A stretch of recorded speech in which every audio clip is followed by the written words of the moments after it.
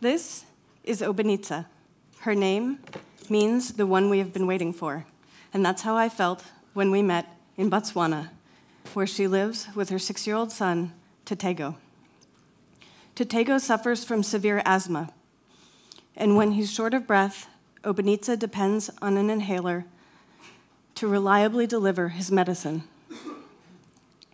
His inhaler is his lifeline. If it fails, he could die. Who here has asthma? Are you sure that the next time your inhaler, you need it, it will work? Here in Europe, we have confidence in our healthcare devices because the government monitors them for quality and safety. Here, justice systems hold manufacturers accountable when their products fail. Here, product developers have both financial incentives and legal obligations to make sure that their products are safe and effective. Now, imagine if your government didn't monitor the healthcare devices that you and your loved ones use. Imagine if when they failed, you had no access to justice. This is the unfortunate situation for many people in low-income countries. And this disparity caught my attention because it touched my passions in healthcare product design and in bioethics, a discipline that addresses the impact of new healthcare technologies on society and people. The healthcare entrepreneurs who are designing products that are appropriate for these conditions want to assure the quality and safety of their products. But navigating these issues is challenging. Funding is limited. And in these emerging markets, there are no consistent guidelines. To follow US or European guidelines is often inappropriate to the product and the local context. And it's so expensive that it makes an appropriate technology an unaffordable technology. This market gap presents a pivotal opportunity to rethink how regulatory systems work. I want to change the status quo by applying a concept of integrity by design. Here's how it works. The consequences of a leg lost to a landmine in Cambodia are dire. Loss of work, loss of independence, burden on family. And for someone in this situation, the promise of an affordable prosthetic leg offers hope.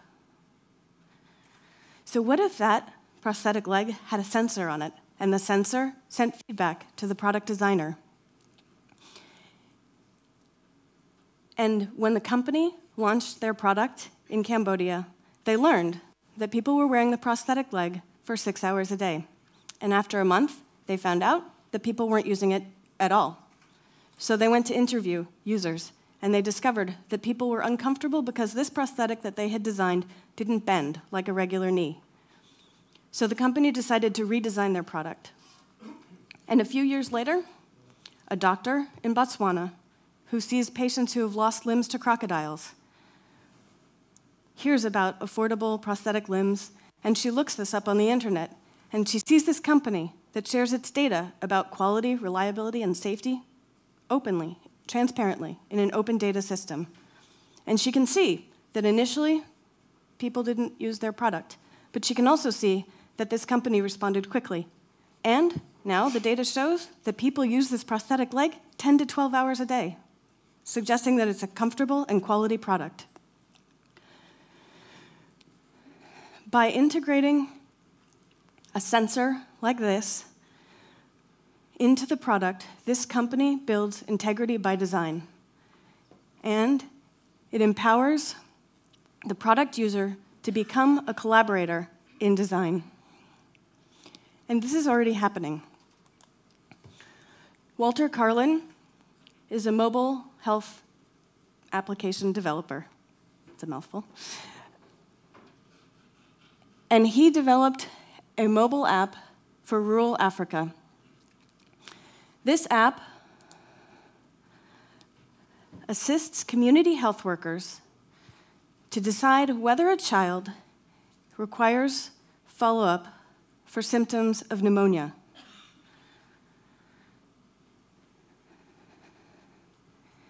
If the app inappropriately says follow up in 2 days, instead of immediately, a child could die. So some of the design considerations were questions like what would happen if there's a bad outcome, and what would prompt the change in the algorithms, and how would those changes be shared with users. And at the prototype stage, community health workers used the app in simulated scenarios and shared their perspectives on quality, reliability, and safety. A recommended feature was a follow-up prompt that would ask the community health worker, what did you actually do, and how is the child now? So what are the things that Walter did that are different? Walter didn't have to do anything because nothing's required of him in this context. But he chose to consider both the benefits and the potential harms of this application.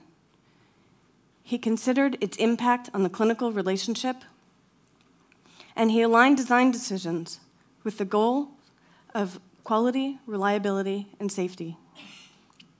He considered how to integrate ongoing learning into the product and how to share that learning openly with users. Never before have we had the amount of funding for the development of appropriate healthcare technology like we have today. Never before have we had the technical capacity that we have today. We have the need, we have the tools, the time is now. I believe that we can deliver these much-needed technologies to the people who need them now if we monitor how they're working using 21st century tools. I believe we can build an open-source toolbox with hardware and software and data systems, and that these open resources can enable an ongoing dialogue between product designers and end users throughout the life cycle of a product.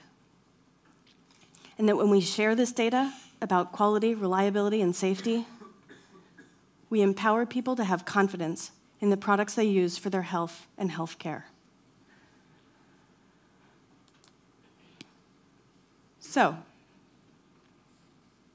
if you were an investor, like Luis, in healthcare products, how much would you invest to assure that the healthcare device that you were putting on the market was safe and reliable? Imagine if philanthropists and impact investors funded their portfolios to build integrity by design into their healthcare products for low-income countries. Imagine if healthcare entrepreneurs share openly how they're experimenting to build integrity by design into their healthcare products. Imagine if doctors, nurses, and patients could look at open data about the quality, reliability, and safety of healthcare devices before they use them. And imagine if we fulfill the promise of appropriate technology while creating a culture that honors product users as collaborators in design. And imagine if Psy designs a Radiaid-type campaign and ignites the whole world to build an open-source toolbox for healthcare devices in low-income countries. And that global technology that was designed to help healthcare devices in low-income countries positively disrupts how we assure quality and safety for healthcare devices everywhere, so that in a few years, we here in Barcelona, we want that system too. Walter has shown that this is already possible. We can build integrity by design into our products. We can empower Obanitsa to choose the most reliable inhaler for her son. The future speaks to the present through the actions that we take today. So let's start now. Let's be the positive disruptors in global health. Let's experiment. Let's share openly about how we're building integrity by design into our products, services, and operations. And let's harness the power of 21st century technology to assure the quality, reliability, and safety of healthcare devices for everyone, everywhere.